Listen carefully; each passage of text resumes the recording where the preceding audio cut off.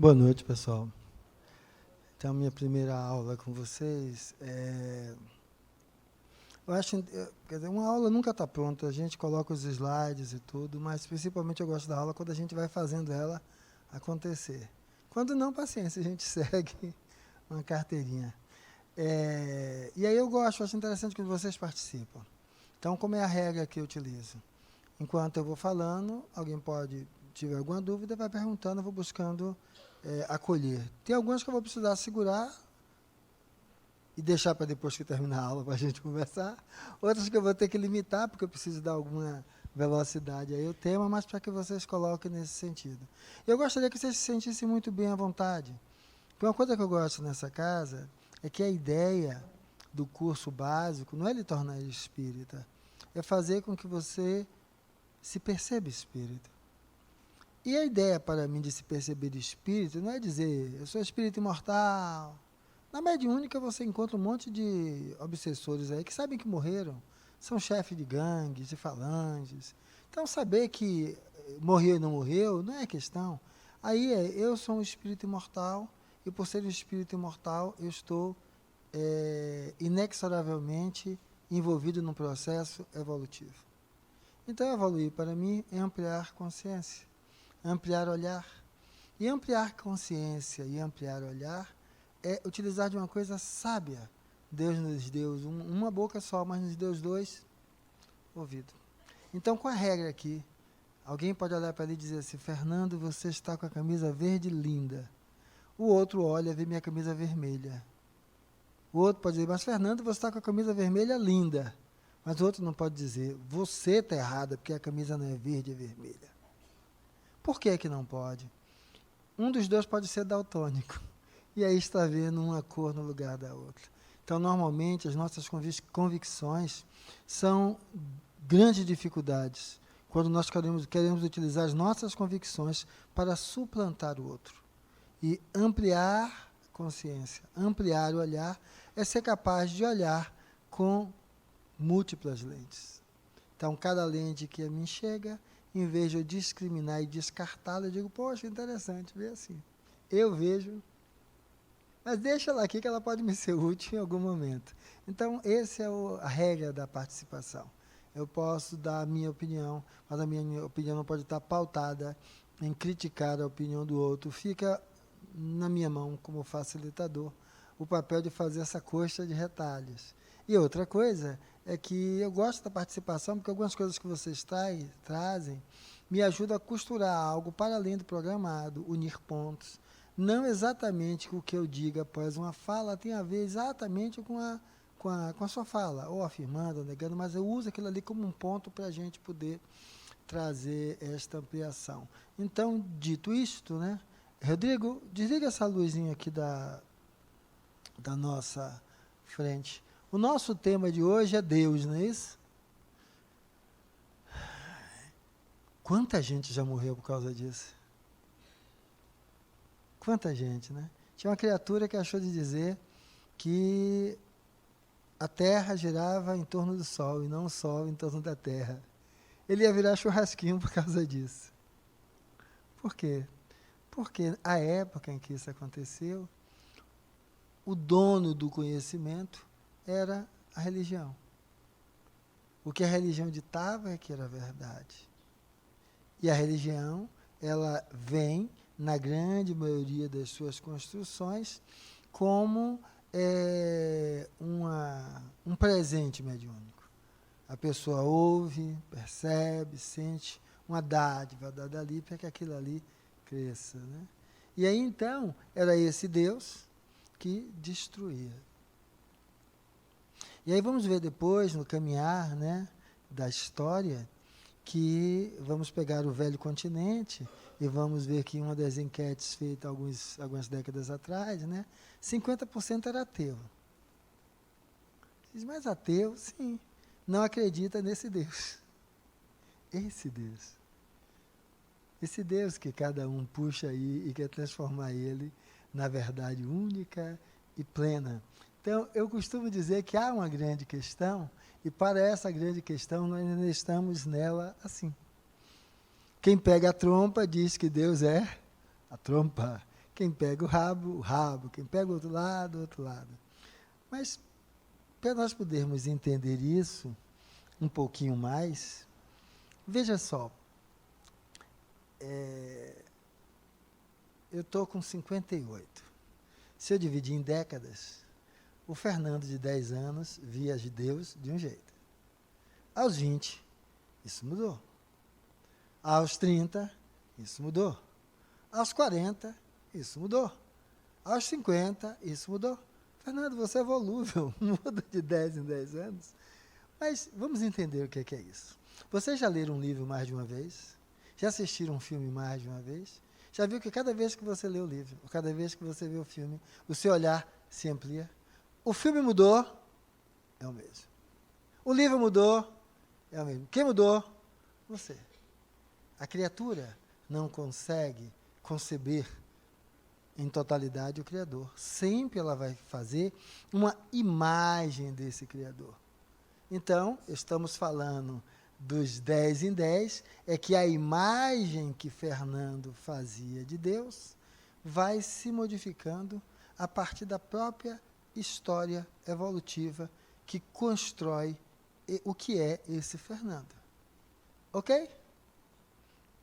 Concordâncias ou discordâncias? E afinal, Deus é uma imagem ou não? Quando você fala de seus Deus, você está falando de uma imagem ou você está falando de Deus? Alguém pode contribuir? Basta levantar a mão, que hoje o pessoal barrigudinho vai fazer um exercício. Tá menos barrigudo, né? Está cheinho, mas... Certo? Vamos lá. Afinal, e aí? Como é que é essa história que você vai falar de algo, se você já terminou de concordar que a sua fala sempre é parcial?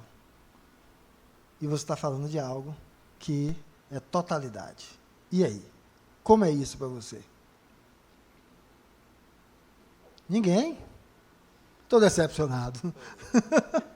Estou decepcionado. Tem algum ateu por aqui? Não, porque às vezes o ateu ele precisa utilizar disso para poder também se... Porque qual é a história? É que esse elemento, a criação, é algo que, assim, nós, deixa eu ver se é esse, coisa bonitinha, né?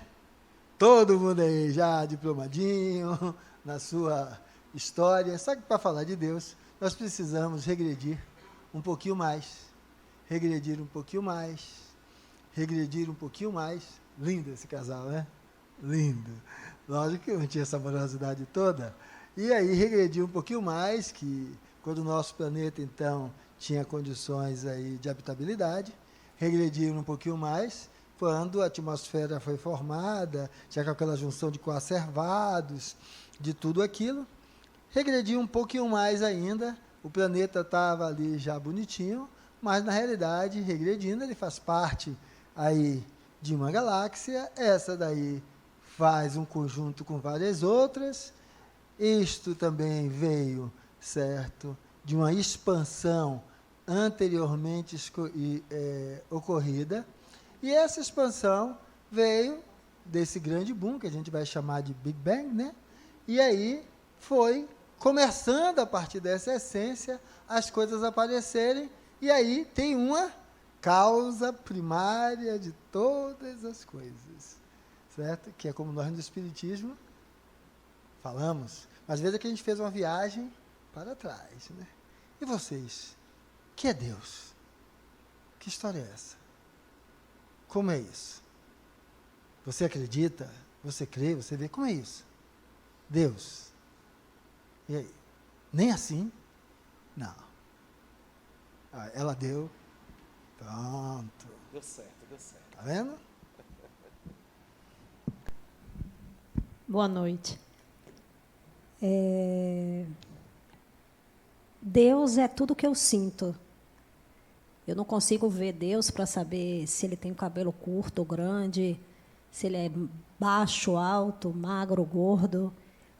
Mas eu sinto sempre que Deus está em tudo, sabe?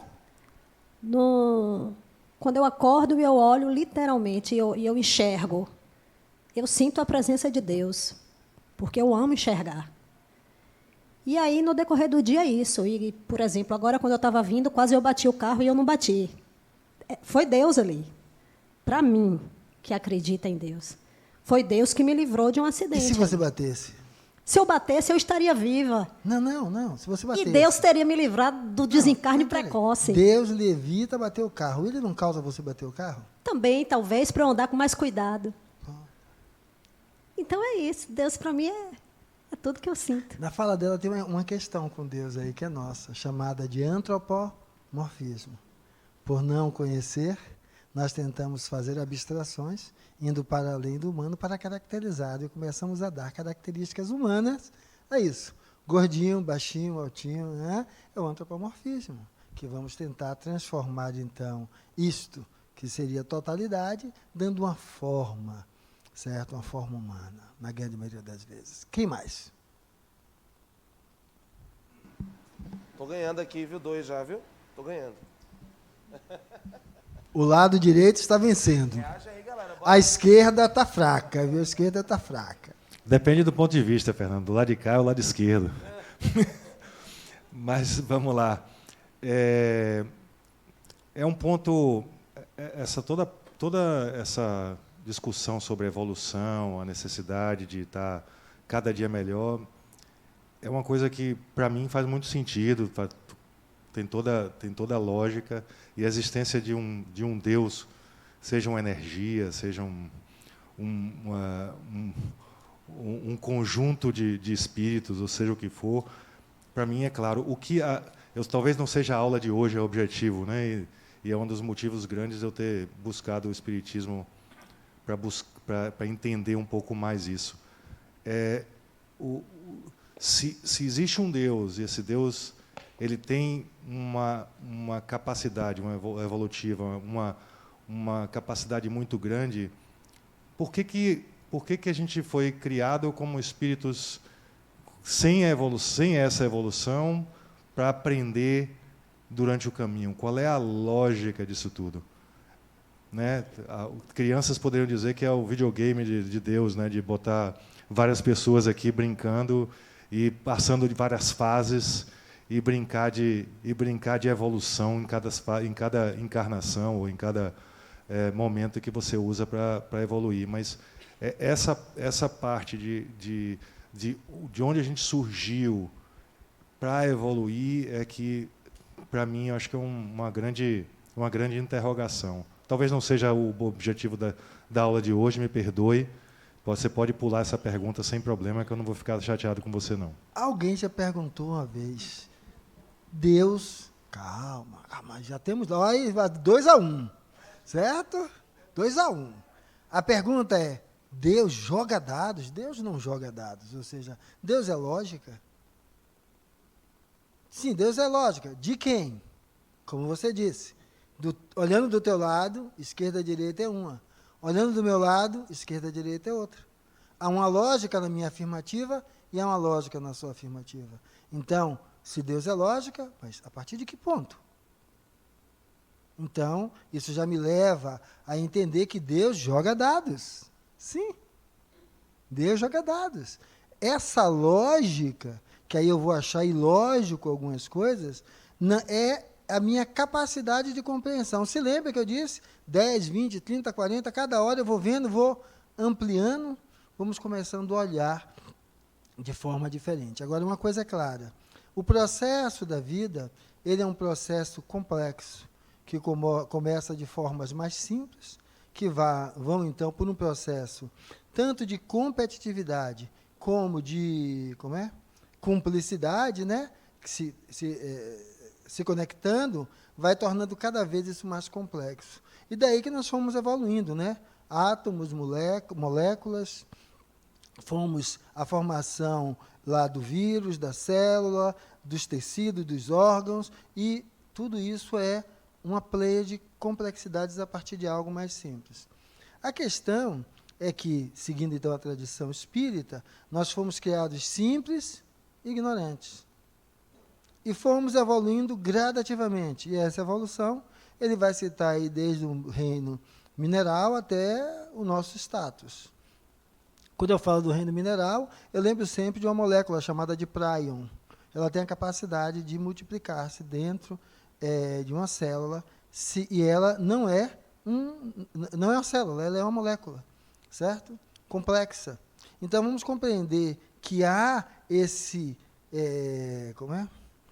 essa essência que tende continuamente à evolução e que vai, a partir daí, certo, se tornando cada vez mais complexo. Tem alguns estudos interessantes que mostram isso, de embriologia, né? Que vão pegando, então, as estruturas mais simples, a mais complexa que somos nós, e vai mostrando traços de similaridade, mostrando que há uma corrente evolutiva dentro de tudo isso. Então, o mecanismo da construção da vida, ela se faz assim, por coisas mais simples que vão aí se misturando e vai se tornando coisas mais complexas, sem o mais complexo especificamente eliminar o mais simples. Mas sim, isso vai se tornando cada vez algo mais complexo, onde esses elementos coadunam nesse elemento que levou a nós fazermos uma coisa. Um dia a gente acordou e disse: quem são eles? Ou seja, acordou o eu. Quando acordou o eu, e viu o restante, para que eu exista, algo tem que ter me criado. Então, o despertar do espírito associa-se à sua busca pelo Criador. Porque quando eu digo eu, tenho que ter vindo de algum lugar. E não é tenho que ter vindo, é porque para dizer eu, aparece aí um sistema discriminativo, que me tira do coletivo. E esse sistema discriminativo me leva à busca de perguntar, sim, de onde eu vim. E aí, então, olhar para a criação. Então, segue essa trajetória e, a partir daí, cada olhar para essa possibilidade vai descrevendo ela de um jeito. Oi, boa noite. Então, quando se faz um sim, mas quem é Deus, né? Hoje, né, já com a idade, que a gente vai evoluindo, às vezes de 3 em 3 anos, às vezes 10 em 10, outros de 20 em 20, eu acho assim, Deus é um sentimento. Acima de tudo, é um sentimento, né? Quando eu vejo, Deus está... Quando a moça falou assim, mas aí você perguntou, mas se causasse um acidente, também é Deus? Porque nós estamos muito enraizado que o Deus só pode fazer o bem, ou então que a outra coisa também pode não ser bom. Mas não existe isso, é só um sentimento. Não é só, é um sentimento. Porque um sentimento é só tudo. O tudo, eu acho que é Deus. Não sei se eu consigo me explicar. Eu vejo assim, o tudo é Deus. Eu sou uma parte desse tudo, porque eu sou uma parte de Deus. Tem um dos aspectos que eu posso dizer o seguinte: eu não consigo descrever Deus em sua plenitude. Eu entendo que tudo que eu falo de Deus é uma imagem de Deus. Para que eu possa entender, quando eu chamo de imago Dei. Contudo, eu posso dizer que sinto Deus. Agora, se você perguntar, sim, mas como é isso? Eu vou lhe responder como ele respondeu a Moisés. E aí? Eu digo que quem me mandou, ele diga que eu sou, lhe mandou. Eu sou e 3 pontinhos. Eu sou, não é um alguém, nenhuma coisa, é algo que foge da minha capacidade. Mas fugir da capacidade de descrição não impossibilita sentir. Agora, a questão é, o que eu sinto é Deus. O que o outro sente não é Deus. Aí eu estou saindo do sentimento para uma conceituação. E toda vez que eu lido com conceituações, eu estou falando nitidamente de uma imagem. Boa noite. Para mim, Deus está em tudo, né? Deus, para mim, é amor, é natureza. São as nossas atitudes, né? Que a gente faz de bom todos os dias. Ou até quando a gente faz algo que pode ser equivocado. Pode ser um Deus ali nos orientando para que a gente cometa aquele equívoco e repense, e refaça, e reanalise, e faça diferente. Então, eu acho que, para mim, Deus está presente em tudo que a gente faz nas nossas vidas, né? Principalmente nas coisas boas, eu acho. Muito mais nas boas do que nas ruins, que nos leva a refletir e aprender. Mas é natureza, é amor, é tudo. Eu acho que Deus é tudo. Quando queremos dar a Deus uma tonalidade da lógica do meu olhar, ou uma tonalidade de cognição a nível do que eu alcanço, uma das questões é: Deus também criou o estuprador. Também criou o estuprador de criança. E aí, usar a desculpa de que ele deixou estuprar a criança porque teria algo para aprender, encaixa. Porque é que para um lado é uma coisa, para o outro lado é outra. Então, quando eu digo que Deus é tudo, principalmente é bom, sim, e o que é ruim? O que é ruim também é Deus. Como é isso? Porque nós temos, dentro de uma construção religiosa, Deus sempre com uma imagem não de totalidade, uma imagem sectarista de bondade. Alguém mais tinha que levantar a mão ali atrás e depois ela aqui na frente.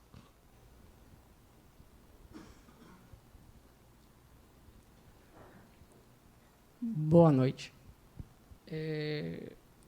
Você comentou aí agora, não sei se foi um sentido de reflexão, mas que Deus criou o estuprador.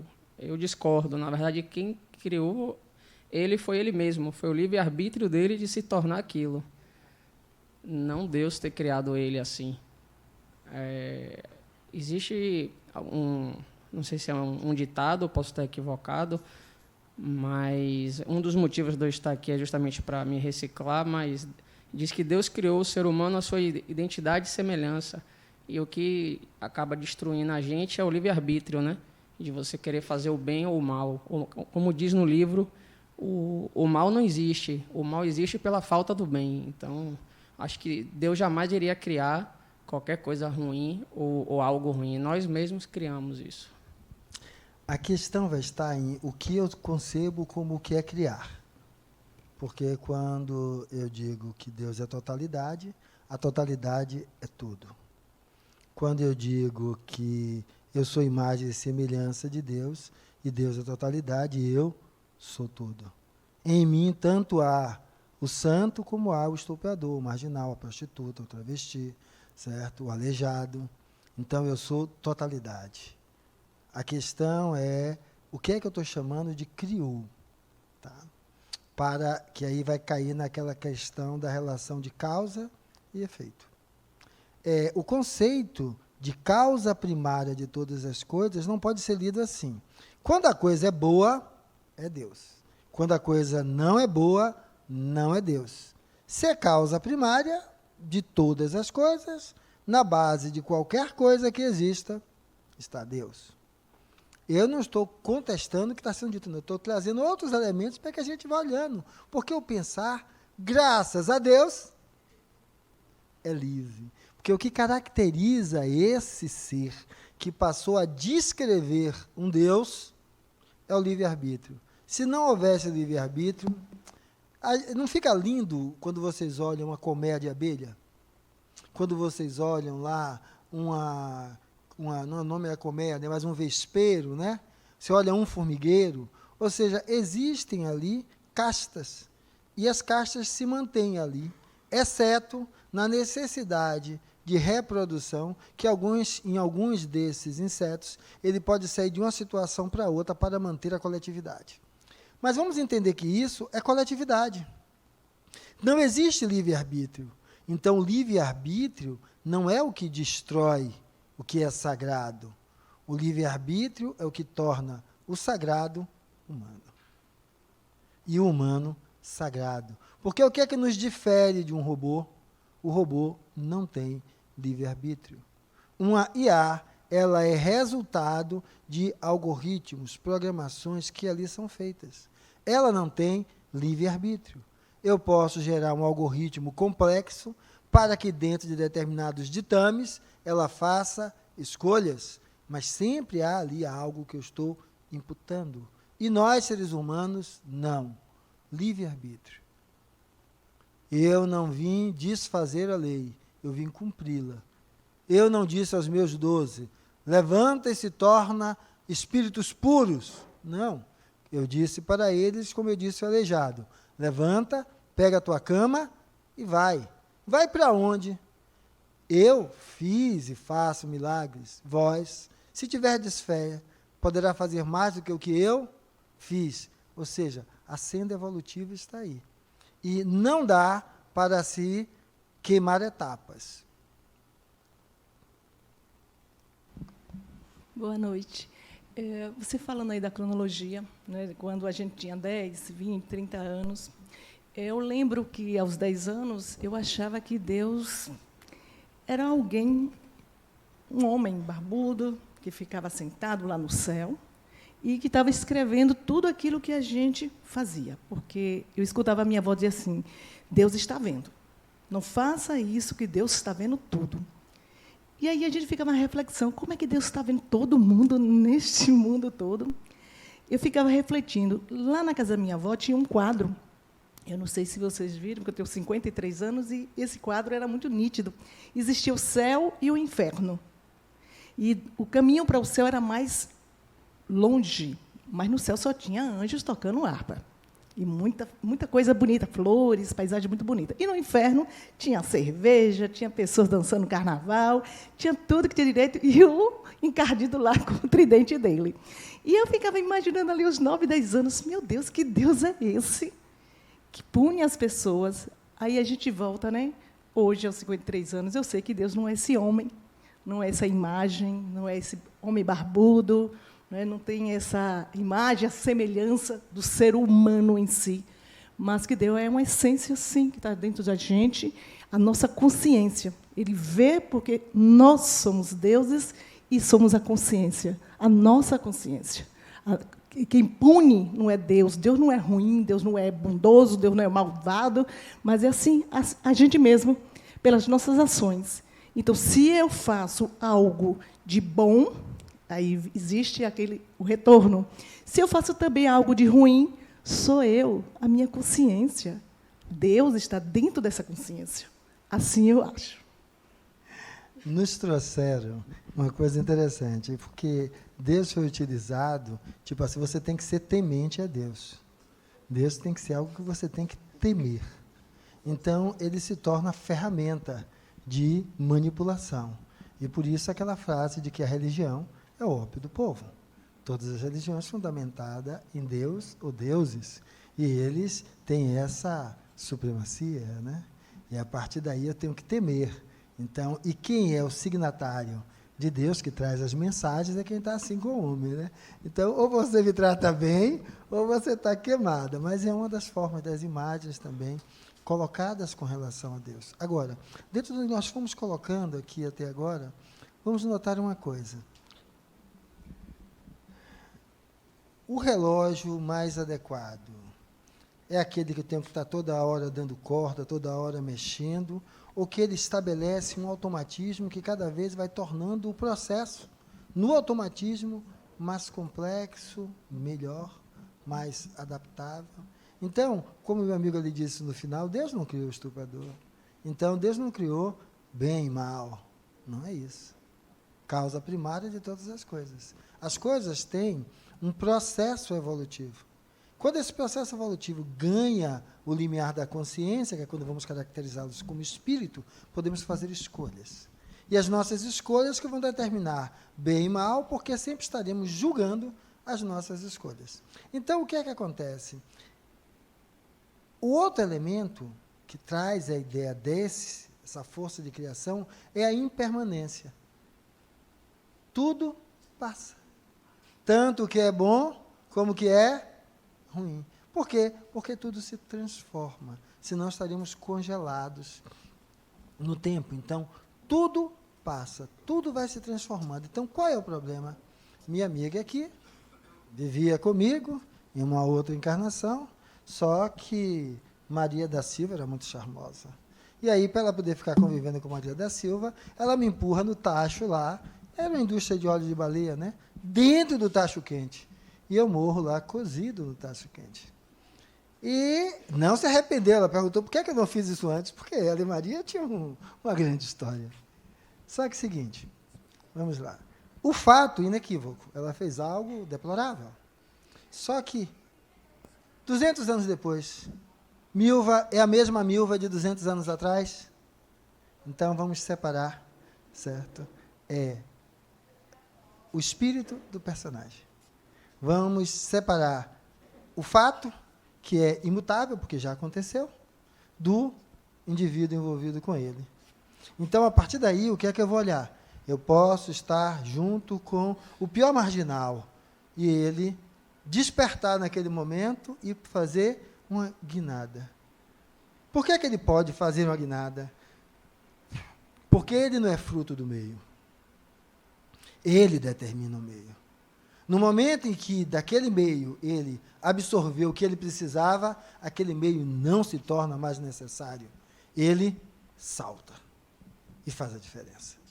Então, a partir daí, vamos entender que somos nós os agentes de todo o nosso processo. Então, não existe ninguém nos julgando, mas existe julgamento. Qual o julgamento? No meu caso, de 3 dedos cotó, né? Porque quando eu aponto para lá, 3 cotóis aponta para cá.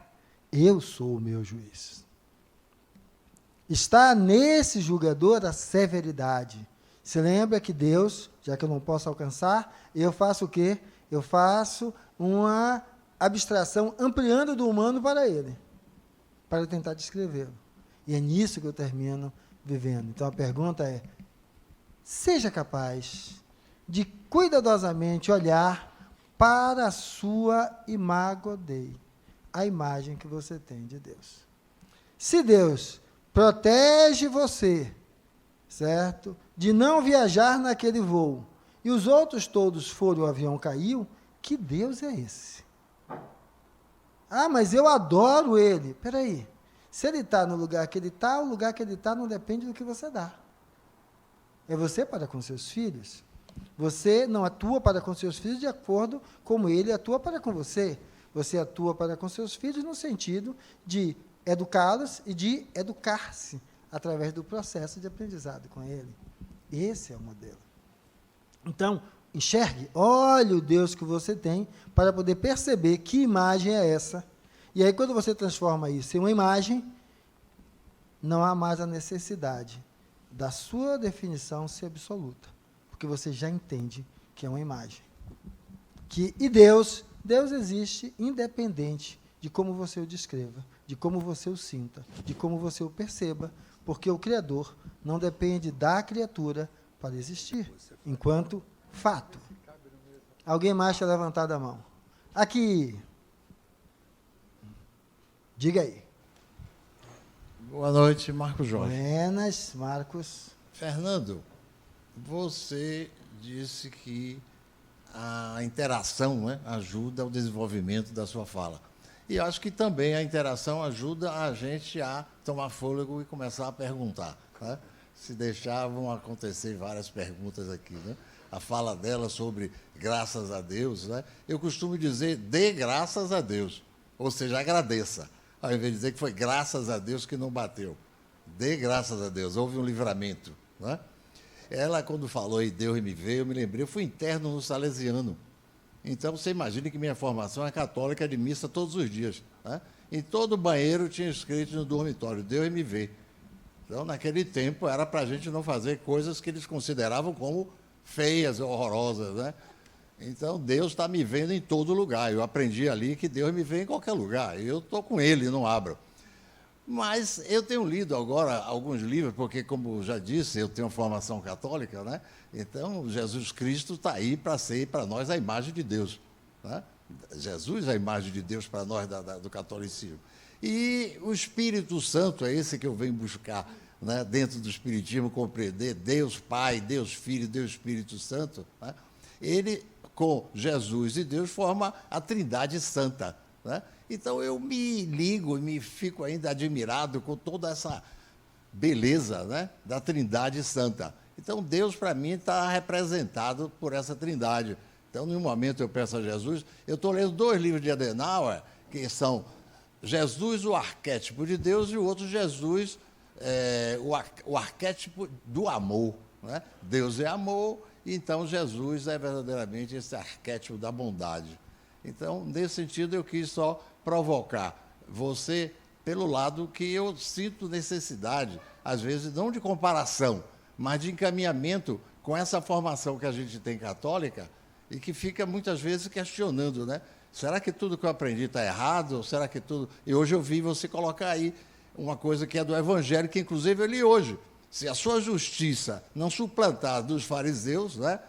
Não suplantar, enfim, de todos aqueles que se acham donos da verdade, então, verdadeiramente, você não vai entrar no reino dos céus. Então, eu só queria provocar você nesse sentido. Tem uma coisa que eu acho interessante, que é assim, como é que eu me conecto com Deus? Eu me conecto com Deus, para mim, toda vez que eu sou capaz de olhar para você e ver Deus. Para você e ver Deus. Para ele ver Deus. Olhar para aquela borboleta e ver Deus. Aonde, então, quando o Deus com o qual eu comungo, ele não precisa discriminar o seu Deus. Se você disser que seu Deus é Exu, tudo bem. Se você disser que seu Deus é Oxalá, tudo bem. Se você disser que seu Deus é Yahvé, tudo bem.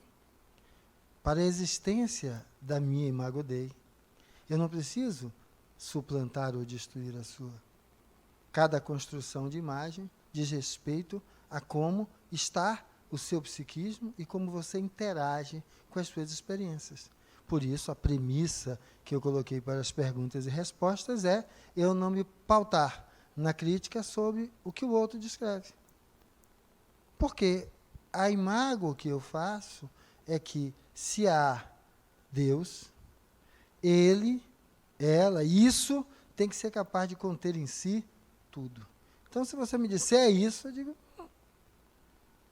Porque para afirmar, eu não preciso lhe negar.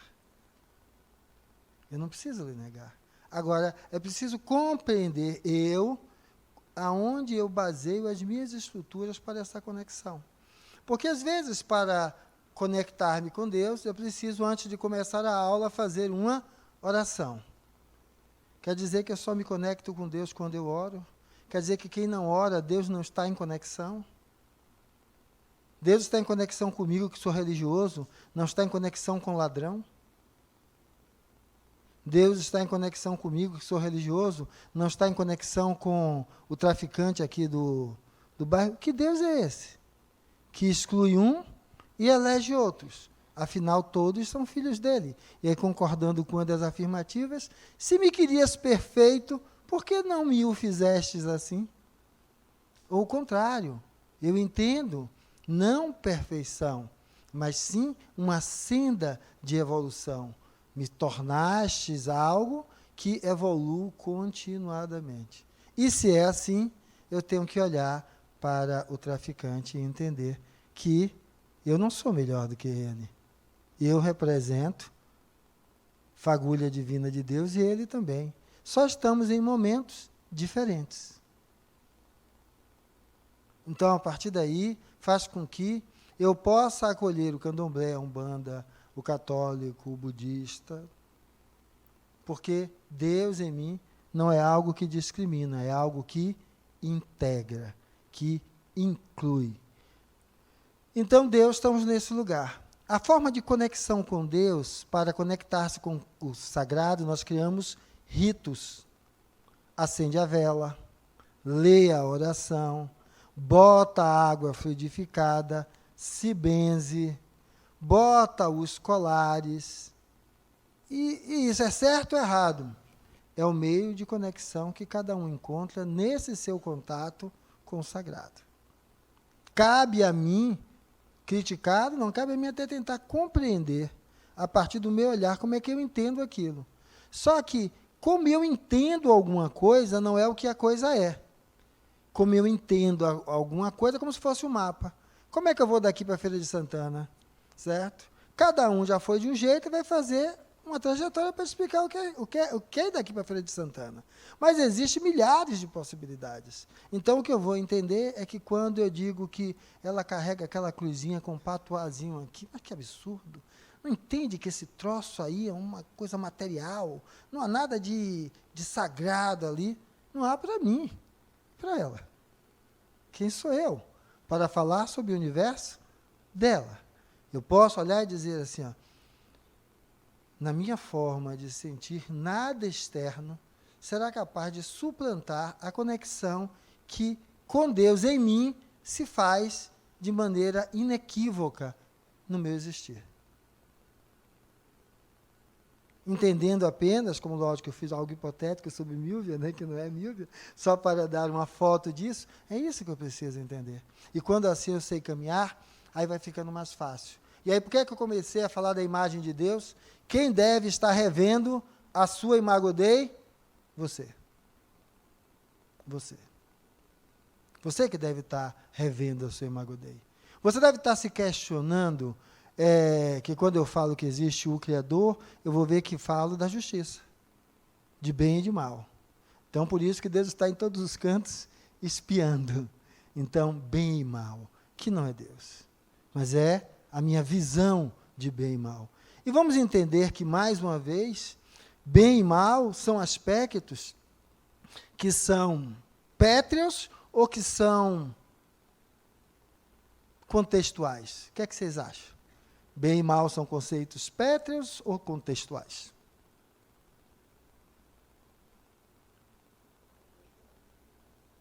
O meu amigo aqui disse que é contextual. Então, se eu vou dizer que é contextual, eu vou entender que não é pétreo, então eu entendo que tudo depende de uma contextualização. Boa noite, Gilberto, quem fala. Diga aí, Gilberto. Quase saiu do contexto, porque aconteceu há pouco tempo que eu queria falar, na verdade. Mas eu acho o seguinte, nós temos a imagem de Deus, como a gente aprendeu de criança. Eu já sou veterano, então Deus, para mim, era quase aquele senhor barbudo sentado da moça da frente. Tá certo? Mas eu acredito em Deus, e Deus, para mim, eu espero que todo mundo seja assim. Nós nos socorremos toda hora, meu Deus, me proteja, Senhor, não sei o quê. Toda hora lembramos de Deus. Então, Ele está presente na gente. Agora, eu não acredito naquela história de que Deus fez o certo e o errado. Eu sou meio cético nisso. O traficante, o pedófilo, essa tranqueira toda, não tem nada de Deus, não. No meu modo de ver. E se for de Deus, ele foi aquele que saiu do forno na hora errada. Tá certo? Então, eu entendo que o que é Deus é coisa boa. O que não é coisa boa, não é Deus. Porque a gente diz, isso não é coisa de Deus. Lembra-se? Quem que não disse isso já uma vez na vida? Então, eu espero, estou começando esse curso hoje. Espero que, quando chegar no 10º, eu consiga mudar a minha ideia. Mas eu ainda continuo imaginando que Deus é a coisa certa. E quando foi dito aí que, poxa, o avião caiu e eu era para embarcar, não embarquei. Isso é por acaso. Né? Estatisticamente, a gente diz, é por acaso. Então, não existe essa história de que Deus só protegeu a mim e não protegeu os outros. Né? Foi um acaso, várias sintonias que aconteceram que eu acabei não embarcando. Mas não que Ele protegeu só a mim, também não acredito nisso. E um avião só cai por falha humana, não cai por outra coisa. Tá certo? Então, lamentavelmente, eu tenho essas dúvidas ainda que espero sanar até o 10º semestre, tá ok? Boa noite a todos. Eu espero que até o 10º semestre as montanhas de dúvidas aumentem, porque só a dúvida é capaz de me retirar da zona de conforto, de transformar os meus conceitos no leito de plumas sobre o qual eu deito tranquilamente a minha cabeça no travesseiro. Quando as dúvidas se tornam insuportáveis, elas me forçam a sair daquele leito de plumas. Por quê?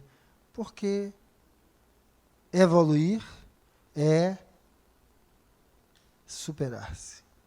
Evoluir é ir para além de onde estava. Evoluir é enfrentar desafios. Evoluir é superar desafios. A zona de conforto não é evolução, é um cantinho. Você está precisando, fique nele ainda, certo? Aconchegue um pouquinho, porque a gente precisa até pegar energia. E aí, quando mais inquietações forem acontecendo, de alguma forma você vai levantar, porque ninguém consegue ficar nessa cama de plumas, aonde nos perguntamos, aonde ver Deus? Eu acho que quando a gente olha para a natureza, né, é uma coisa linda ver que essa complexidade não poderia existir ao acaso. Então, isso não é um acaso. Os matemáticos já comprovam que a teoria evolucionista de que tudo foi... Não tem como ser o acaso. Não tem como ser o acaso. Matematicamente seria impossível. Tudo isso ter começado lá da molécula da água, com os primeiros hidrocarbonetos, e chegado ao que é hoje apenas pelo acaso. O que é, ninguém explica. Ninguém explica. Aí alguns vão dizer que Deus está aí, ou dizer de outras formas, né? Como nós vemos, então, notar isso, humano, a criatura humana, que coisa fantástica. Fantástica, porque assim, eu vejo Deus na natureza, eu vejo Deus, por exemplo, no meu caso, né, quando a gente vai estudar os processos bioquímicos do corpo humano, mas aquilo ali é fantástico, aquilo tem um Criador, tem alguma coisa, mas eu preciso ver Deus no outro que está comigo. Então, eu preciso ver Deus para além da matéria, quando eu estou dizendo que há um espírito que dá vida a esse corpo, Deus está ali, então Deus não é matéria, ele está para além disso, porque fomos criados segundo a sua imagem e semelhança, assim está escrito em um dos nossos livros que nós colocamos, né? Mas quando nos dizem que somos fagulhas divinas, então olhar para isso, a complexidade dessas coisas, a beleza e a presença de Deus. Só que veja, nós não vivemos sozinhos. Toda a colocação nossa aqui, o nosso silêncio, existe dentro de um contexto de quê? Olhar para os demais. Nós somos seres de relação. O que o outro fala, eu vou cruzar com o que eu sei, o que eu penso, o que eu sinto. E isso, co-encarnados, e para vocês estarem aqui, pelo menos alguma inquietação, alguma pulga atrás da orelha, alguma coisa que mexe em você, fala da possibilidade dessa interação também com desencarnados. Então, significa que aquilo que está no meu psiquismo, ele é influenciado por outros espíritos, encarnados ou desencarnados. E dessa interação as coisas vão se construindo. E por que é que isso é preciso? Para que eu possa dizer, então, que Deus não criou isso e aquilo, Deus criou possibilidades. Criou algo que pode ir para qualquer rumo, vai depender do condutor. E aí, quando nós começamos a observar isso, vamos perguntar quem eu sou, para saber quem está aqui falando de Deus. E se você olhar, o quanto você ou você é resultado das aspirações sociais, das aspirações culturais, das aspirações familiares, do seu meio cultural, em que você é. Você não diz que é filho de Deus, eu sou essa essência divina, eu vinda. O que é isso? Para que, então, nós começamos a explicar e criamos, né, um verdadeiro labirinto de possibilidades, cada um falando e vendo de uma coisa. E até nós compreendermos que cada um de nós somos uma singularidade. Por isso que cada hora eu tenho, olhando a minha trajetória, meus momentos de mudanças aqui e ali, e o outro tem, eu não posso predizer o outro. E a necessidade de olhar para isso, porque lindo esse sorriso, né? Lindo. Ele vai falar sobre uma coisa muito legal. Eu não sou eu. Epa, eu sou alguém que caminha comigo. Volte, que eu não mandei você sair. Sou alguém que caminha comigo, que permanece em silêncio quando estou falando, que perdoa e esquece quando estou irado e esbravejando, que segue sereno quando estou aflito, sofrendo, e que estará de pé quando eu estiver morrendo. Eu não sou eu sou alguém que caminha ao meu lado, eu sou uma possibilidade de amor pleno, uma possibilidade, uma abertura do ser para a plenitude. Eu não sou eu sou uma promessa ainda não cumprida. A criação, é algo ainda não cumprido. Está terminado? Não. E nós, tal qual. Tal qual. Por isso que a minha atitude de hoje não define quem eu sou de per si, porque eu mudo com a experiência. O fato não, mas eu mudo com a experiência. E aí, isso estamos falando de quem? Do espírito. o espírito e o personagem. O espírito dizendo que ele é uma possibilidade de amor pleno. Eu não sou eu sou uma promessa ainda não cumprida. Então, quando eu falei que eu preciso enxergar Deus no outro, é que para mim essa aula de Deus, que foi a minha primeira aula aqui, depois quando eu saí daqui, eu fiz, meu Deus, que aula! Porque para mim Deus precisa ser uma coisa simples. Se ficar complexo demais, eu me afasto dele. Então, para mim, quando eu entendo aquela promessa ainda não cumprida, é preciso ver Deus em Riane, preciso ver Deus em Luiz Augusto, preciso ver Deus em Marcos Jorge. Porque essa promessa ainda não cumprida não sou eu, somos nós. E aí sim, dá para crer no sentido de sentir Deus como algo que não exclui, mas algo que é includente. E aí, então, a minha pergunta que eu faço sempre, quando eu faço qualquer raciocínio sobre Deus, isso é excludente ou é includente? Se for includente, está dentro das minhas premissas, da minha Imago Dei. Se for excludente, não faz parte das minhas premissas, da minha Imago Dei. Por quê? Porque isso, para mim, é o elemento principal, porque eu preciso ir me reconhecendo, tirando todas essas folhas. Ou seja, Fernando tem 58 anos. Quando Fernando tinha 10 anos, Fernando tinha um pai e uma mãe, que trataram ele dessa ou daquela forma. Tem cabimento hoje, Fernando, aos 58 anos, dizer que é isso ou é aquilo, porque meu pai me tratou desse jeito, ou minha mãe me tratou daquele jeito? Tenho 58, velho. Se até agora eu não acordei que eu posso ser meu pai e devo ser meu pai, que eu posso ser minha mãe e eu devo ser minha mãe, eu preciso assumir esses papéis, essas funções, para entender que seu Jurandir é um espírito, uma pessoa. Dona Iracema, um espírito, uma pessoa, promessas ainda não cumpridas, que não poderiam me dar o que eles não tinham. Aí, eu olho para os dois e vejo Deus. Porque está ali presente. A pergunta não é, por que me deu pais desse jeito? Por que me deu irmãos desse jeito? Não existe esse contexto. Porque o desse jeito são promessas ainda não cumpridas. E aí, então, é preciso ir se perguntando quem sou eu. Eu não sou aquele menino lá de trás. Não sou. Minha primeira separação conjugal, acho que foi aos 34. Casei aos 29 e separei aos 34. Um ato, para mim, fantástico. Fantástico para mim. Porque, naquele momento que isso aconteceu, eu precisei desconstruir várias coisas e entrar em contato com Deus em mim.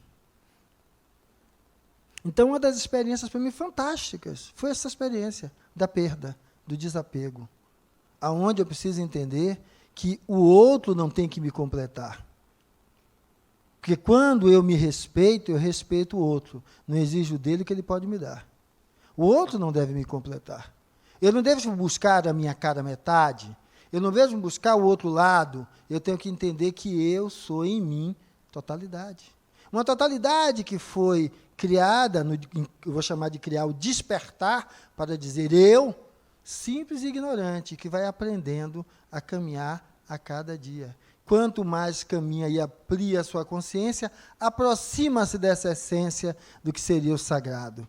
Porque deixa de concebê-lo em cima de dogmas, que são excludentes dos demais e apenas que são capazes de insurgir com o iluminado, porque o homem que eu mais respeito que andou nessa terra foi Jesus Nazaro.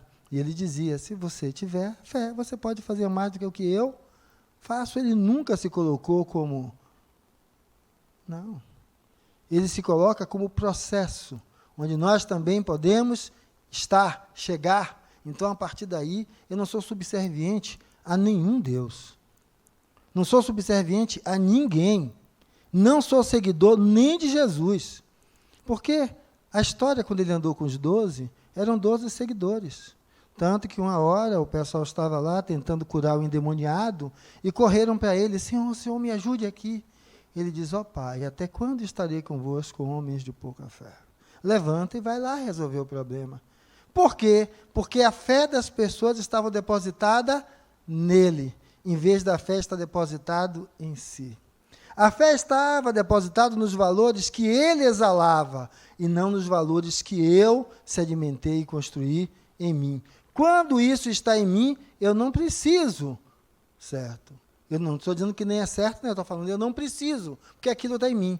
Mas quando eu digo que eu não preciso, é porque eu já estou com ele. Estar com ele não é falar dele, é ele estar vivo em mim. Em mim. O que é que ele está vivo em mim? Aquele olhar sobre o outro como irmão. Jesus olhava para qualquer figura, rapaz, a figura se derretia na frente dele. Porque era um olhar de extrema profundidade. Tanto que na hora que estão apedrejando uma mulher, ele diz, quem de vós não tiver pecado, atire a primeira pedra. Ninguém atira pedra nenhuma. E ele pergunta, mulher, onde estão os seus acusadores? E ela diz, se foram. Mas veja que ele não diz para ela, Lucinéia, a minha presença, agora você se iluminou. Vá adiante, e agora você é a luz do mundo. Lucy, olha só, você deu bobeira, viu? Vá e não peque mais. Ou seja, esteja atento às suas atitudes. Aprenda com os seus passos, com a sua caminhada, porque não há graça de graça. A graça se faz na graça de viver. E não a graça recebida, a graça constituída. Assim como não há karma recebido, karma se desfaz. O karma que não se desfaz é você seguindo as predisposições e protocolos do seu psiquismo para que aquilo aconteça. Então, aprenda a desfazer. Quando você olhar, analisar e ver quem é você, responda o que você está criando. O que você está construindo, o que você está coagulando. Porque a partir daí, começa a se tornar mais fácil que conhecer-se e descobrir-se é a forma de ter uma maior noção do contato com o sagrado, que se dizia que Deus criou o mundo, e o mundo se resumia, na época em que isso foi dito, a isso aqui. O planeta Terra era assim, havia Terra, havia uma cúpula de estrelas ali, iluminando, como é? O céu. E mais nada. Hoje a gente vê que nós somos um grão de areia, certo? Entre todos os desertos do planeta. Mas era isso aqui. Na época dessa visão, reinava o materialismo. Com a questão do materialismo, não existe nada para além do aqui e agora. E eu concordo quando a discussão feita contra o materialismo é essa. Mas eu acho que eu não preciso acreditar em Deus. Jesus, Exu, Oxalá, Yahvé, qualquer nome que você dê. Se eu entender que eu tenho 2 filhas, o mundo que elas vão herdar depende do mundo que eu deixar. Mesmo que eu não volte mais, que eu não consiga estar aqui, eu quero para os meus algo melhor do que o que eu encontrei. Eu tenho um compromisso, porque eu não olho apenas para o meu umbigo. Eu não preciso que você me garanta que eu continuo vivo para ter essa responsabilidade. Então, a questão que estamos falando é do materialismo, que olha só para o próprio umbigo. Que é só o aqui e agora. Vive para o aqui e agora. Não é viver no aqui e agora. Quem vive para o aqui e agora, detona e gasta tudo como se não tivesse amanhã. Quem vive no aqui e agora, procura estar pleno no que faz. Mas não quer dizer que, com isso, destrua tudo que tem, porque só existe esse momento. Então, o que eu acho é que nós precisamos perceber que o convite à imortalidade da alma, que é, então, quando falamos dessa conjunção materialista, e vamos falar, então, da visão espiritualista, que existe algo para além da matéria, é que não é apenas existir, é qual é o sentido que você dá para isso. Se o sentido é fazer com que você tenha maior responsabilidade, maior compromisso com os seus passos, perfeito. Se não assumir esse lugar, mais uma vez você está apenas dourando algo que o mestre Edson Nazário dizia muito bem: sepulcros caiados por fora e podres por dentro. Então, a ideia é que, ao contestar o materialismo, é nesse sentido, de que eu não preciso me preocupar com amanhã. Esse mundo é uma caixinha. O volume de lixo, a poluição dos mares, a destruição das áreas ecológicas, tudo isso nos atinge. O coronavírus que apareceu aí agora, a manipulação, tenha surgido lá naquela feira, tudo isso é o quê? Repercute em todos nós. Então, a minha responsabilidade não pode só olhar para o meu umbigo. Então, esse olhar, aí eu concordo com a visão entre materialista e espiritualista. Agora, não adianta eu ser espiritualista e vivo do mesmo jeito. Ou seja, dane-se, os outros, tudo é para mim. Porque eu acendo incenso, eu acendo a vela, eu oro, eu faço a peregrinação, certo? Eu batizo meus filhos, eu vou ao centro espírita todo dia, eu participo da mediúnica. Grande coisa. Grande coisa. Então, a ideia é olhar para isso e, a partir daí, conseguir viver com isso que está aí. Para mim, é o grande dilema entre materialismo e espiritualismo. É que eu sou imortal, mas eu vou morrer. Fernando e vocês vão morrer. Desencarnado não é mais a mesma pessoa.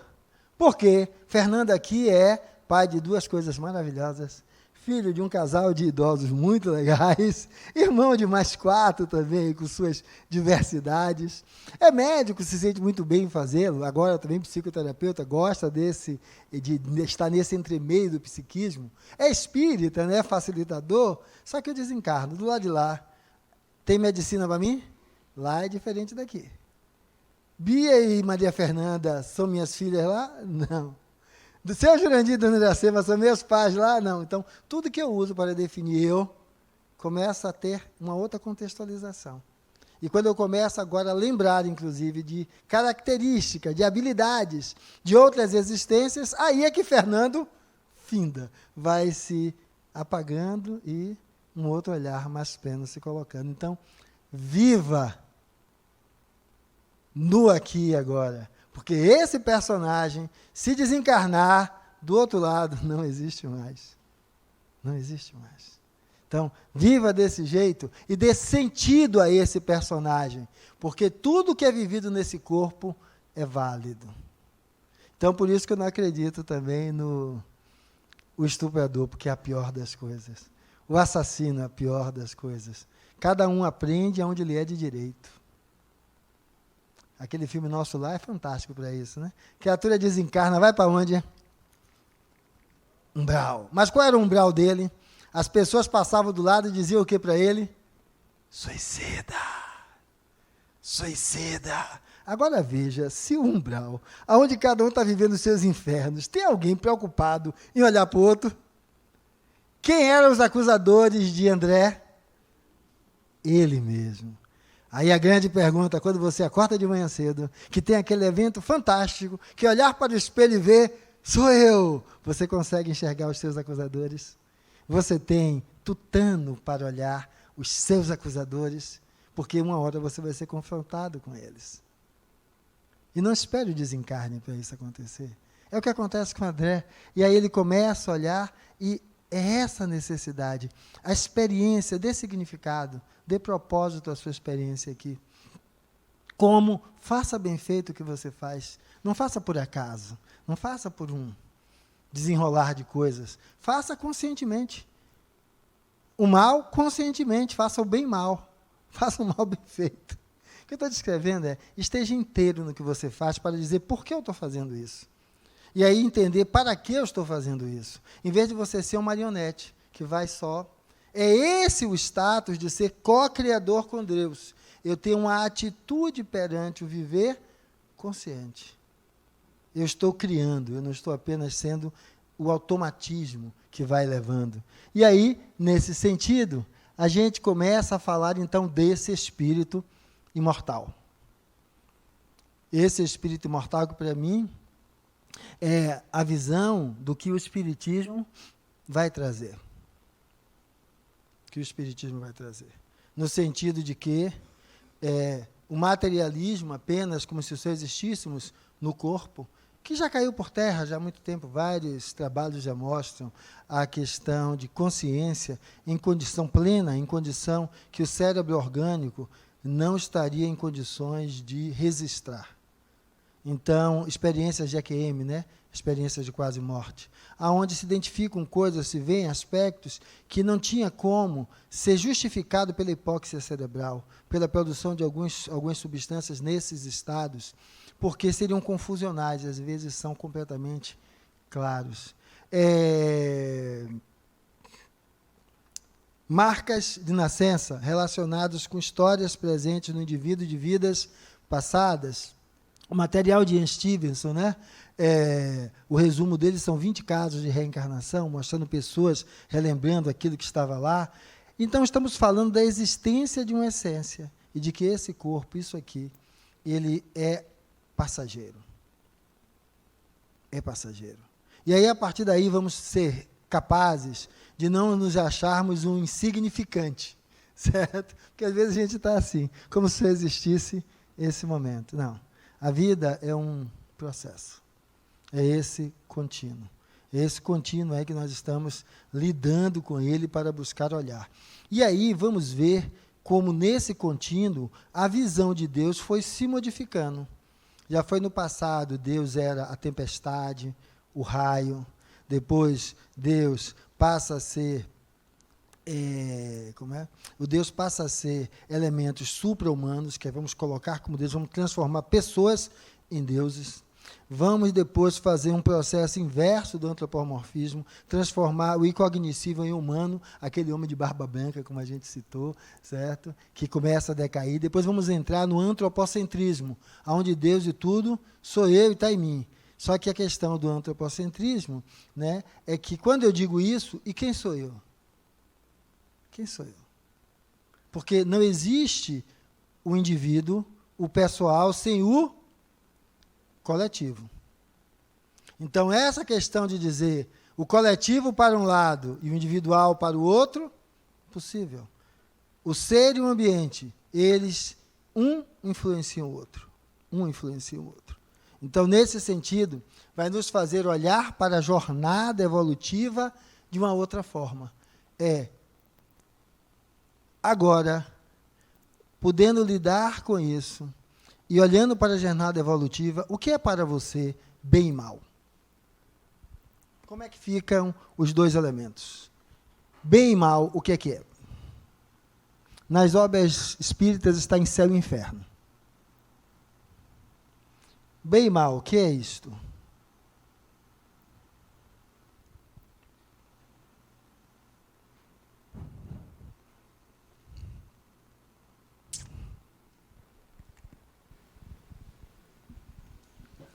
Fernando, para mim são estágios diferentes de evolução.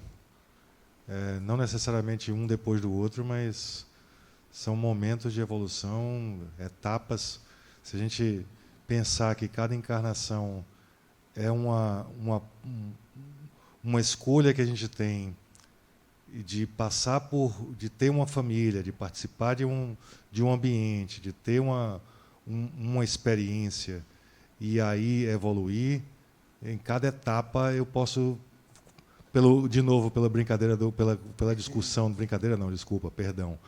pela discussão de livre-arbítrio, eu posso escolher o bem ou o mal em cada uma das minhas encarnações. E isso faz parte da minha evolução. Eu vou aprender com isso, ou aprender o que eu não devo fazer, ou aprender o que eu devo fazer. Tem uma coisa legal nisso, que se eu pegar, então, nesta fala, né, que a gente vai chegar lá no nosso elemento, que foi a caminhada que nós fizemos, e nós entendermos que daí, certo, causa primária de todas as coisas, e o que foi aí chegando até agora, que vai, então, indo a esse momento, quando se fala de bem e de mal, a primeira coisa, tem um livro da Nené fantástico, chamado Felicidade Sem Culpa. Então, é para mim viver para além dessa definição de bem e mal, para que a gente possa se livrar, certo? Dissolvendo a culpa. E aí, aqui nesse quadro, é um momento significativo, emblemático, porque aqui estão enterrando o cadáver, colocando seus pertences. E por que esse cuidado? É a crença que a vida continua. Então, se a vida continua, é hoje os nossos olhares já fora daquelas vestes primitivas, buscando entender o que continua. E aí nós, aqui, enquanto aprendizes, vamos compreender uma coisa. Existe uma parte do nosso conhecimento que chamamos de consciência, que é o que a gente sabe de nós mesmos. E aí tem uma outra parte, além disso, que é mais complexa, que é o nosso inconsciente. Nós somos isso aqui e conhecemos um pedacinho. Aqui vai estar as personas e a nossa memória atual. Ou seja, eu não falei aqui o pai, o espírita, o filho, são as personas. Tá? Eu falei da minha memória atual. Eu não lembro do período intraútero, eu lembro de coisas de 5 anos para cá, antes dos 5 anos eu não me lembro. Mas essa memória do que está aí vai constituindo a consciência. Existem coisas que eu não lembro, estão aí, e elas estão no inconsciente. Como estamos falando de uma jornada do espírito através do tempo, lembra daquela insignificante? E é um processo, a vida é um processo, os múltiplos estágios, significa que existem outros aspectos meus que eu desconheço. E aí é o que nós vamos chamar, então, de inconsciente.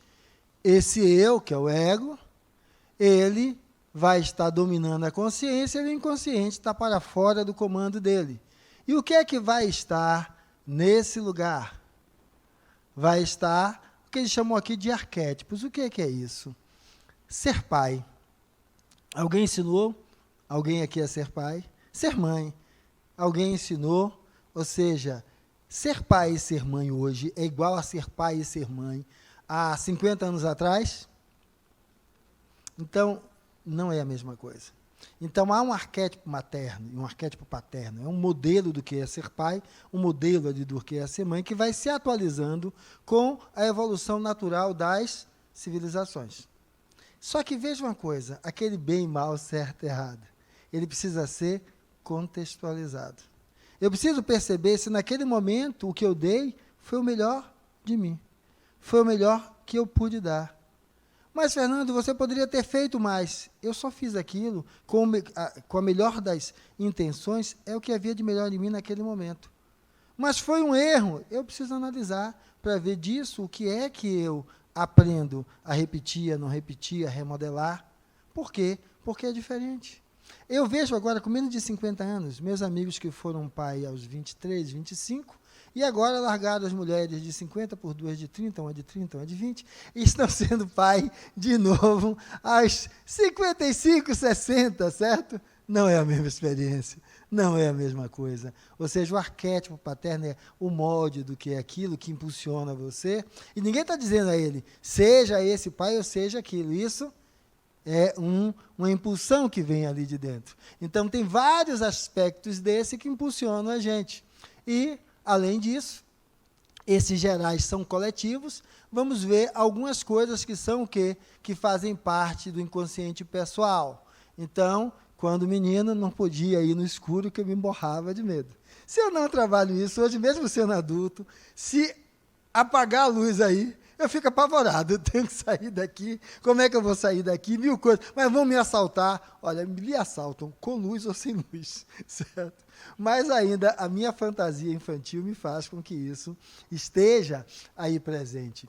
Os meus complexos. Então, ser chamado do cotó, isso me faz, certo? O meu complexo de inferioridade pode fazer com que, quando alguém faz uma afirmativa, eu queira suplantá-lo, né? Pisar, porque é uma forma de você lidar quando você se sente menor, é dizer ao outro que você é maior. Então, você vai começando a perceber que tem várias coisas que movem o seu psiquismo dentro de um conteúdo pessoal, porque são coisas que você viveu. E qual é o problema? É que há um centro gestor de tudo isso, que é quando a gente diz eu mesmo, que é isso que nós queremos nos tornar. Torna-te o que tu és. Esse elemento que representa isso aqui. E por que isso é importante? Para que eu possa identificar os complexos que competem comigo e que mudam meu comportamento. E quando falamos das religiões, que muitas delas são vindas como se fosse de forma mediúnica, né? Há um comunicado de alguém, Moisés, aconteceu isso, né? Vai lá e a sarça ardente fala com ele, e aí ele faz a primeira, psicografia conhecida no Ocidente, né? O que é que acontece nesse momento? Vê que isso aqui está carregado com várias coisas. O elemento mediúnico há uma flexibilidade entre o inconsciente e o subconsciente. E esse conteúdo avança a consciência. É através desse fluxo que as mensagens mediúnicas vêm. E as religiões vão ter suas bases, normalmente, nesses momentos de inspiração, às vezes de visões, aonde ele vai ali descrever. Mas lembre-se que eu pontuei antes que aqui tinha um monte de coisa, né? Então, significa que quando qualquer mensagem chega, ela é distorcida, em parte, pelo que existe nesse psiquismo. Por isso, todo elemento que assim é recebido traz suas distorções. E aí vamos ver cada um construto religioso trazendo suas distorções relacionadas aos aspectos culturais, aos aspectos dos conteúdos dos seus próprios condutores daquele ensinamento, daquele dado que ali foi trazido. E nós devemos olhar de maneira crítica, inclusive o próprio Evangelho segundo o Espiritismo, as próprias obras básicas de Kardec, porque ele dizia que o Espiritismo é enquanto ciência, quando ele assim o configurou, porque se a ciência demonstrar algo que seja incontestável, o Espiritismo cede a isso, porque ele tem que ceder à razão, e não apenas ao dogma, à crença cega. Então crer em Deus ou sentir Deus? Sentir Deus, mais do que crer. E aí, o que é que nós vamos conhecer com isso? É que esse ser que aqui está, com esse nível de complexidade que não dá para vocês entenderem, eu só pincelei. E por que é que eu pincelei? Mas, Fernando, isso é conteúdo dos outros ciclos. Veja só, essa casa tem uma coisa maravilhosa. Vocês não vão aprender aqui, certo? Orações da carochinha. Não vão aprender aqui rituais da carochinha. Porque o carochinha que eu estou dizendo, não falando de espírito, de qualquer outro contexto. Vocês vão aprender a olhar para si, se questionar, buscar trazer a sua visão, contrapor isso com o material base que aqui é colocado. Por quê?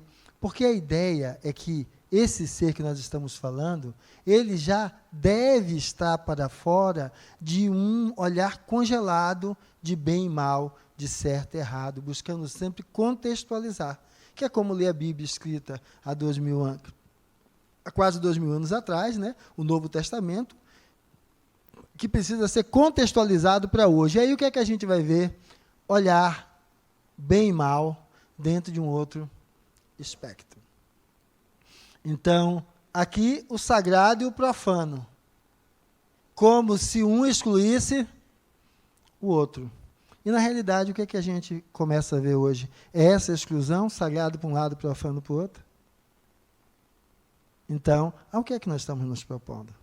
Se eu digo não, mas quando eu olho para a minha vida, eu vejo um sim.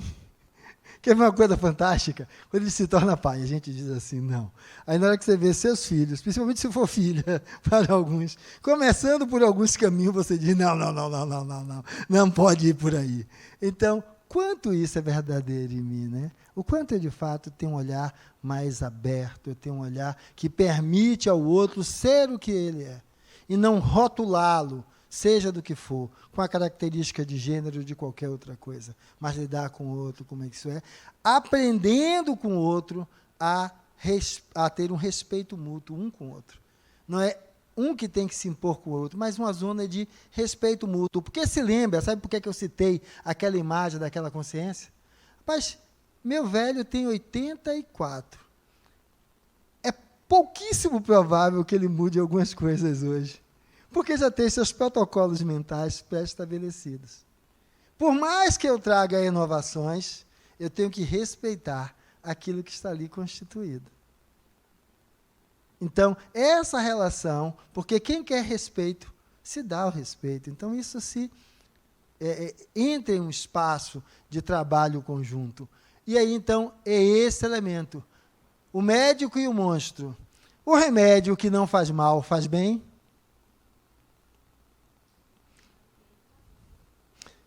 Todo remédio, se você abrir, tem a bendita bula, com todos os efeitos colaterais.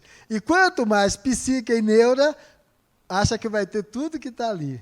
E lógico, todo remédio, para ser remédio, ele tem que fazer mal, porque o remédio é uma mudança do curso natural, aonde o que você está tendo de sintoma é o corpo seguindo o curso natural. Esse curso natural precisa ser detido, para que não seja destrutivo. Então, há sempre essa relação. Então, ao falar de bem e mal, sempre é necessário uma contextualização. Então, olharmos para o que está ali presente, e é isso que eu gosto dos elementos dessa casa, que aqui, então, são nos trazidos, e esse elemento bem e mal que passa a ser integrado, nos convida a olhar e dizer assim, como é que você se conecta com o sagrado, que eu falei de mim. Como é a sua conexão do sagrado? Você se conecta com o sagrado como? Aberto para vocês.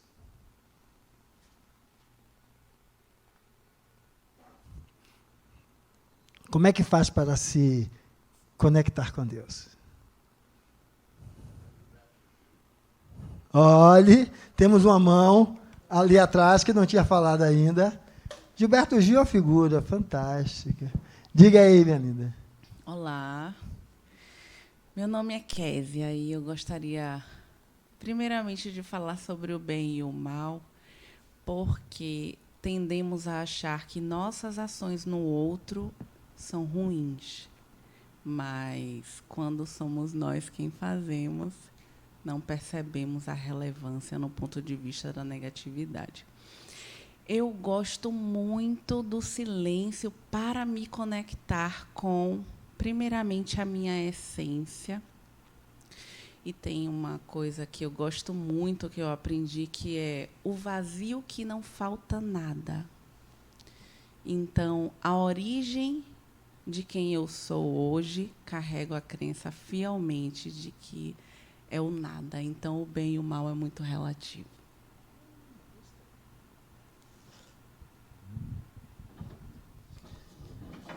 Relativismo entre bem e mal, ótimo. O que mais? Como é que vocês fazem para se conectar com Deus? Oi. Eu ouvindo a fala de Kézia, eu acho que eu não sei me conectar, não. Deve ter algum problema comigo. Eu acho que eu não sei me conectar, não. Porque quando eu era criança, que a gente rezava, né? Mãozinha posta, etc, etc e tal. Ultimamente eu venho, né, eu já passei de 50 alguns anos atrás, então, ultimamente, que eu digo dos 10 anos para cá,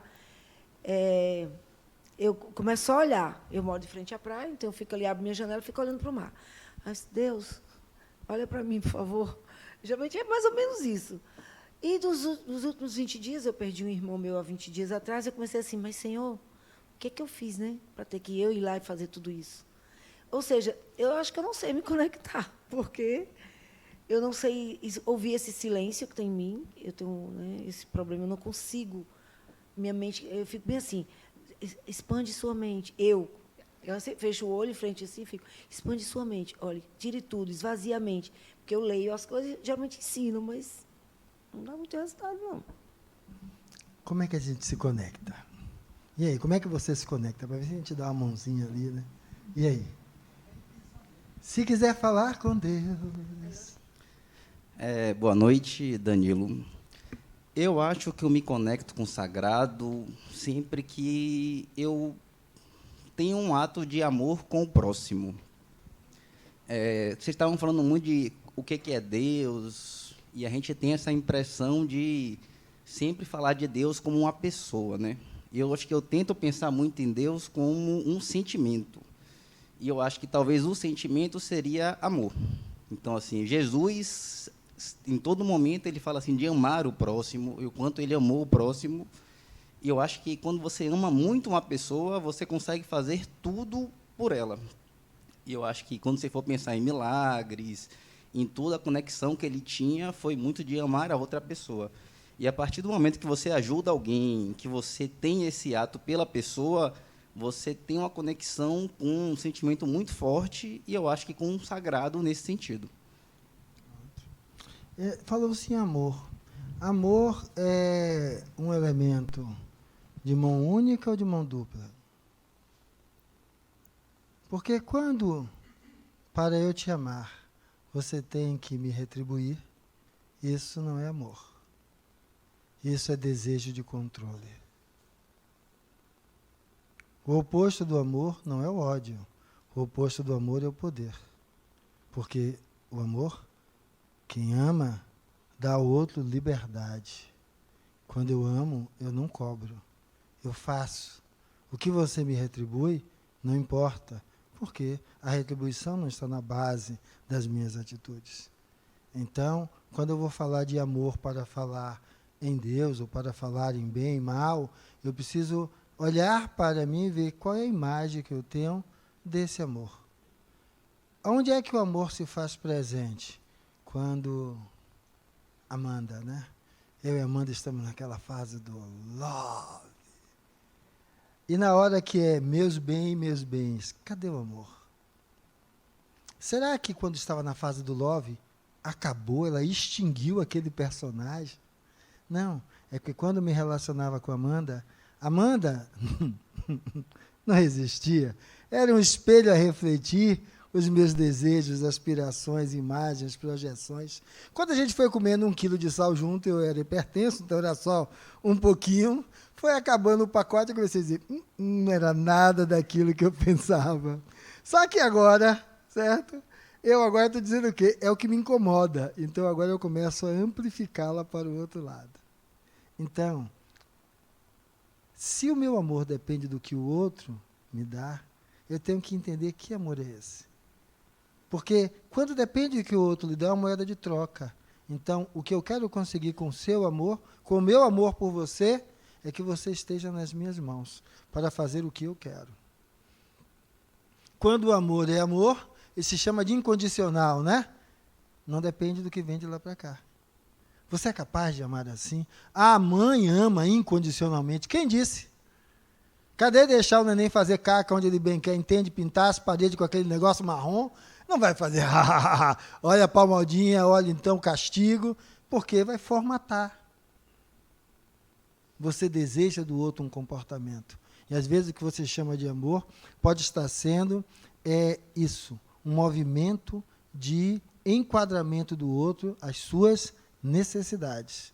Quando o outro não corresponde, para você entender isso, é que é o seguinte, eu já perturbei aqui alguns, né? Ermita, essa camisinha verde, ó, estávamos ali juntos, e se essa relação é a relação de respeito mútuo, eu preciso entender que existe eu e Ermita. Então, eu e Ermita temos nossos amigos. Mas se isso é uma relação de respeito mútuo, Ermita tem os amigos dela. E eu tenho também os meus. Porque Ermita não me completa, nem eu completo a ela. Tem coisa com os amigos que eu não poderei suprir. Ermita não me completa, porque tem coisa com os amigos que Ermita não poderá suprir, porque ninguém supre plenamente ninguém.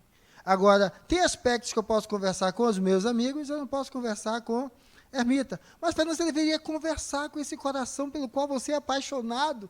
Por que é que eu tenho que obrigar Ermita a dar conta do que ela não dá conta? Ou ela tem que me obrigar a dar conta do que eu não dou conta? Nós temos que buscar transformar o que a gente dá conta a ser cada vez maior. Mas isso só é possível quanto mais veracidade e cumplicidade vai existindo entre nós. E isso não é imposição, isso é conquista. Isso não cai do céu é paixão, tesão. Isso é conquista, aonde vamos cultivando junto esse elemento. Então, se eu estiver falando desse amor, que aí, no mar dessa história, eu terminei vendo lá que minha amiga conheceu o Luiz Carlos em uma das festas lá de casa, e agora ela está me dando tchau, porque Luiz Carlos assambarcou, porque esse tal de Fernando fala demais, certo? E aí, então, nessa história, eu descubro que meus 2 últimos filhos não são meus, são de Luiz Carlos. Certo? Tivemos 5. E aí, nessa hora, se é o amor que existe em mim, né? Eu quero que você seja feliz. Eu quero que você esteja bem.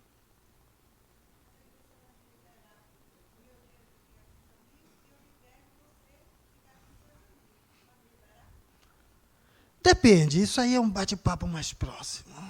Depende. Mas veja o que é que acontece, eu vou dizer, mas aquela praga me enganou até hoje. Não perdoou. Quem é que está aprisionado? Eu. Mas não são meus filhos. Ser pai é doar uma carga genética ou um exercício ali com o outro? Porque o problema da nossa sociedade é que muitos são capazes de gerar e parir, poucos são capazes de adotar esses daí provenientes como seus filhos. Querem ser para com os filhos o mesmo pai que acreditam que Deus seja, benesse para um e não para outro. Os que me adoram, tudo têm de mim. Os que não me adoram, nada têm de mim. Aqueles pelo qual eu tenho afeição, eu protejo. Aqueles que eu não tenho afeição, que vai para o inferno. Então, como é essa relação? Então, para que eu, ao buscar como eu me conecto com o sagrado, eu olhe, não, quando eu estou com o outro, eu faço o bem, perfeito. É com a pessoa que eu me conecto. E quando é com quem não faz o bem?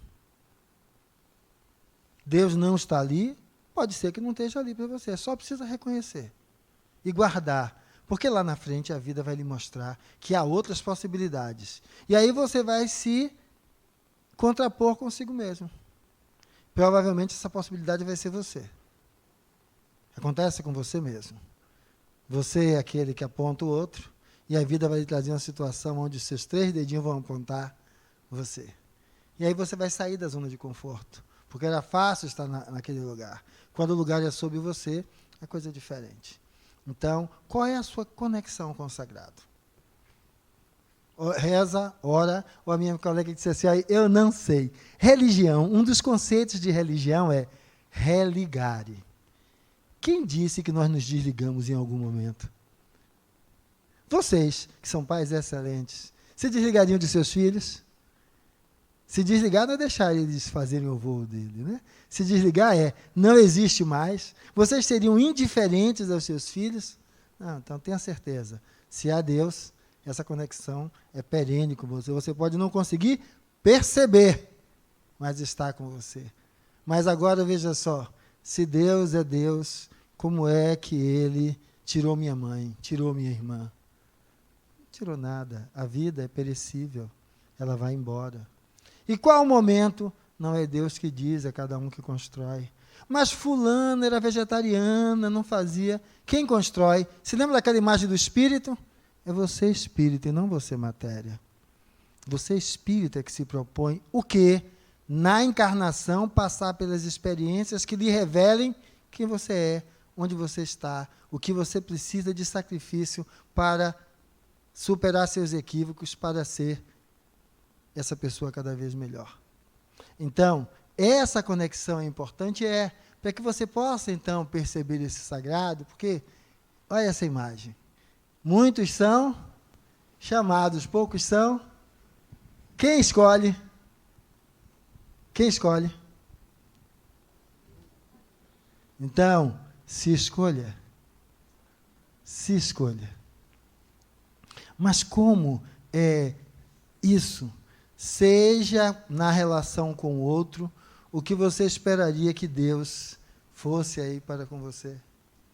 Deus é amor, seja amor na relação com o outro. Deus é paz, faça com que a paz reine na sua relação com o outro. Deus é luz, não deixe as trevas da ignorância lhe afastar da relação com o outro. Então, faça com que isso aconteça em você. Diga, meu amigo. Acredito que para você se conectar a Deus, você tem que ser verdadeiro o mais possível da sua pura essência, seja ela no amor ou na dor. Porque não adianta você fazer o bem só para dizer, como você mesmo falou aí, tentando aprender a lição, você fazer o bem de forma automática para dizer que está fazendo o bem, até postar na internet, né? Que tem gente que faz isso. Então, para Deus, isso aí não tem validade nenhuma. Então, você não está na sua pura essência ali, fazendo aquele bem ou dando amor para alguém. Então, acho que, seja no amor ou na dor, é você estar na sua mais pura essência. Um exemplo disso é quando a gente está passando por alguma dificuldade, alguma coisa, que você está ali chorando e pedindo a Deus puramente e verdadeiramente para te abençoar e te proteger. E na alegria, a mesma coisa, em momentos felizes. Então, acho que acredito que seja por aí. Aquela coisa da gente postar na internet, no Instagram, é lindo, né? Só que é o seguinte, aquilo vale de quê para você? Porque aquilo não lhe acolhe. Você pode ter 1 milhão de seguidores hoje e ter 0 amanhã. Você pode ter não sei quantas pessoas no Instagram. quem de fato está com você, porque ali estão com uma máscara. A máscara que você posta. E não precisa de Deus para você saber que está só, não. Você tem plena certeza que está só.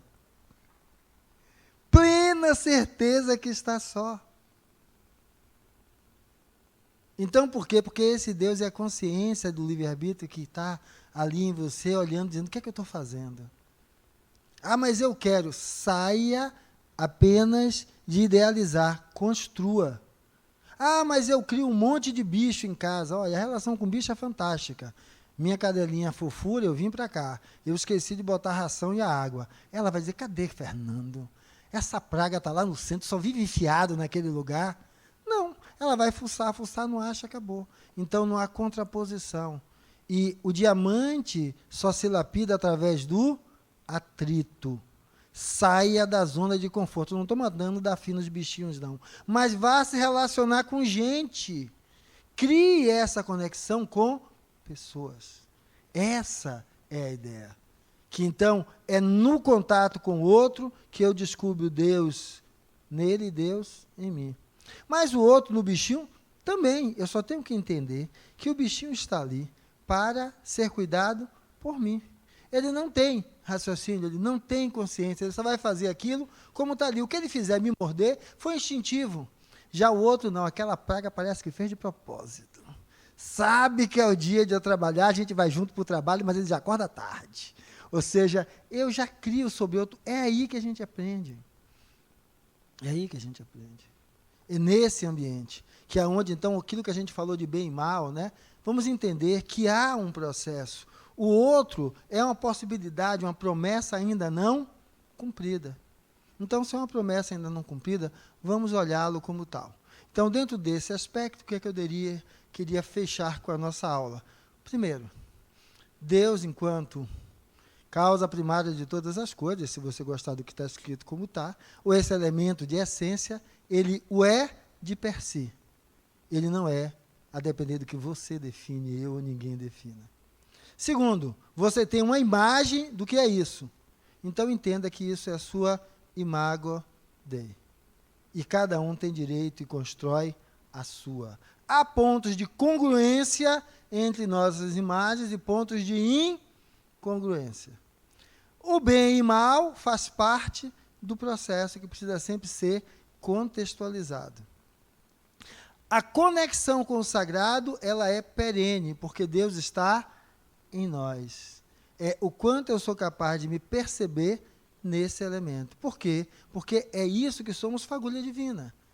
Tá? Então, não me sentir só, nunca, é impossível num auditório tão caloroso como esse. Agora, entender que, por mais que estejamos juntos, a trajetória é sua. Agora, quando eu estou indo, o outro está indo, não gera uma maré que termina puxando também? Então, vamos buscar estar em boas companhias, que nos atraem também para um rumo de despertar, em vez de estar em outro lugar. E qual é a conexão? A materialização da sua conexão com Deus, que ela é perene, faça do seu jeito, porque o que lhe conecta é o que está aqui dentro. Pode ser orando, pode ser acendendo uma vela, tomando água fluidificada, olhando o mar.